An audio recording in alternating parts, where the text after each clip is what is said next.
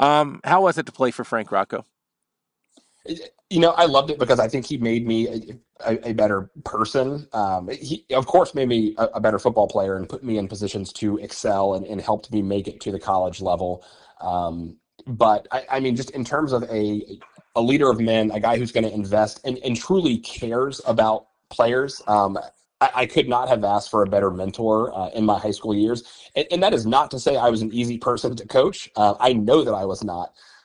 Thankfully, I'm not the 16, 17, 18-year-old Patrick Kelly anymore. But yeah, I mean, he put up with me and got the best out of me. And I think he does a really good job of basically, showing players that he loves them and getting the best out of them. From an X's and O's perspective, where did he make you better? Helping me understand the game. We were pretty religious, no pun intended, in terms of watching film and kind of understanding tendencies of other teams and figuring out ways to scheme up to beat other. I was predominantly a receiver. I played a little bit of defense, but I was better at the receiver position. And he helped me understand, paying attention to the technique of a corner or of a safety, or when they step this way or when their body's positioned a certain way, you can expect that they're going to do, this particular thing. So understanding a defense's tendencies heading into a game so that you're not having to think, and so that, as you're running your route or as you're going to block that guy and they start to react the exact same way you've been coached and the exact same way that you've kind of seen on film, that made playing the game so much easier because you weren't often, caught on your heels or caught surprised. So, he taught me understanding the game from that standpoint. And then really him having played quarterback at Penn State, me playing receiver, kind of just teaching me the intricacies of, route running and things like that. Joe Yock also did a great job as my receivers coach in high school. But Frank, having been at the highest level of college sports, does a great job of helping you understand it and making it digestible so that, again, a 16, 17, 18-year-old can understand it. Part of a Frank Rocco question, but maybe part of a Pat Kelly question here too. Would you say Coach Rocco was more of a timeout guy or more of a these guys will figure it out on the field? I can't burn a timeout because I only got 3 per half. I think I would say he's more of a timeout guy from the standpoint of he knows the game and knows kind of what we've schemed and put into a game plan so well. And if we come out and it's not exactly what he was kind of prepped or prepared for, or if it's not the exact look that he wants to execute on a certain play, you know what, we're going to call a timeout, we're going to adjust, and we're going to make it right. So I would say he does a good job of, he knows what he wants in a play. And if he doesn't see, or if he knows he's not going to get what he needs in a play, hey, let's take that timeout and let's get it corrected. Well, because when I see a timeout called and then the team that called the timeout scores a touchdown, I think it makes the coach look really, really smart.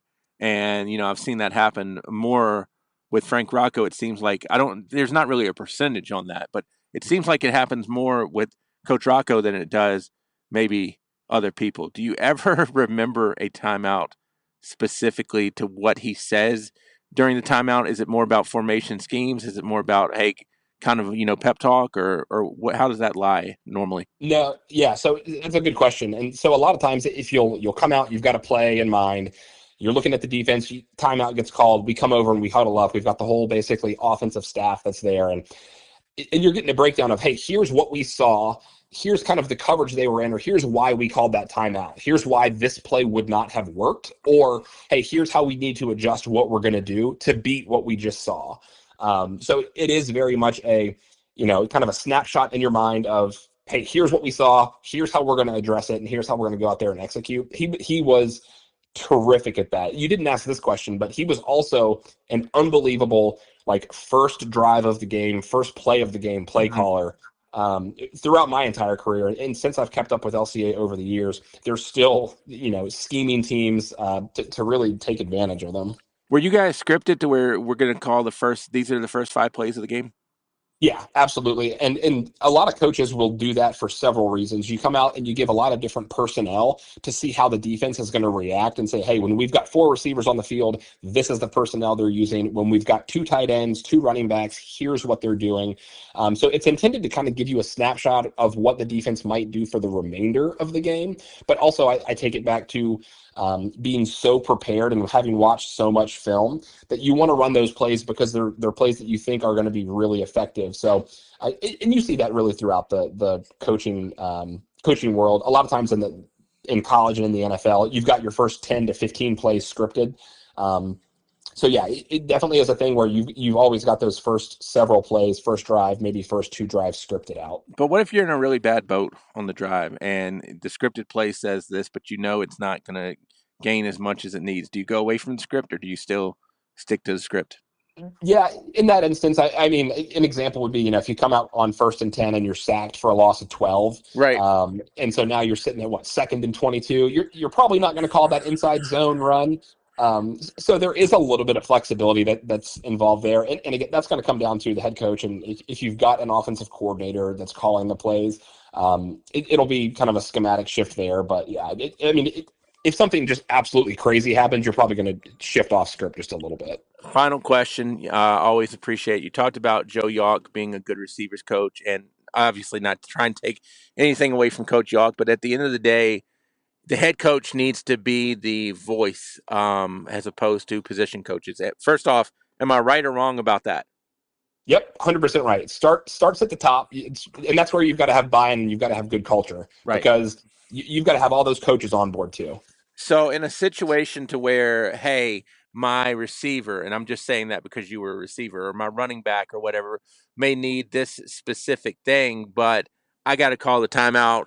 How much of it is, hey, the head coach has got to take charge. We can't be hearing from I'm the head coach. I mean, you talked about culture. I'm the head coach.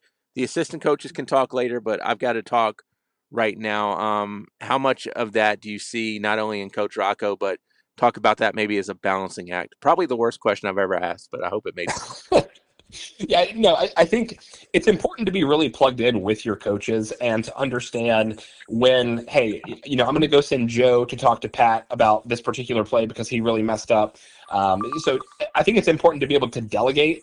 But then there are going to be times where the head coach has to come over and have a word or say, hey, here's what we're doing. So I do think it's kind of a balancing act. I don't want to say it's a science.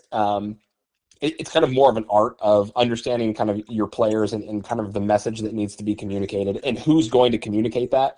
I think Coach Rocco always did a good job of, when I needed to get chewed out, it was typically him. And when I needed some of the finer points of some coaching or some things like that, send Joe over. So it's kind of a balancing act, I think. I think delegate is the perfect word because just general coaching now, I think so many coaches need to need to associate themselves with people who are going to be truthful. But unfortunately, in the lower ranks, you see so many coaches. I don't want to say they feel like they've got to be the guy, but I don't feel like they associate themselves sometimes with the smartest people because their voice is the one they want people to hear.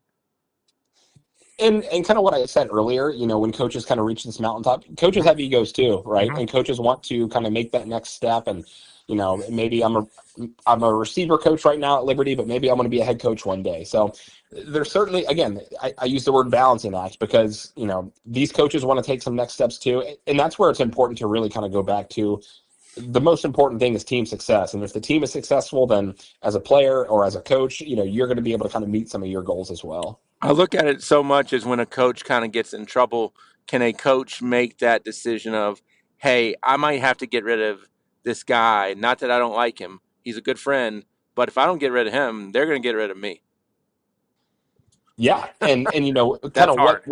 yeah, no, it certainly is because you've established relationships and Mhm. friendships with these people and with their family. And I mentioned earlier that in my opinion, I do think there might be a little staffing overhaul at some positions for Liberty next year.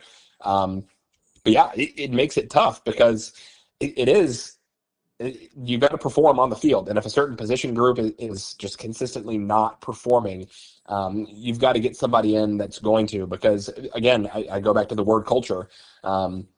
You've got to hold groups accountable. You've got to hold players and coaches accountable. And if not, that is a quick way to not be a winning program. I think the worst decision for anybody ever would be to get rid of Pat Kelly. Can't get much worse than that. Pat, always appreciate the time. Bob, always good to talk some football with you, and look forward to maybe chatting again. Absolutely.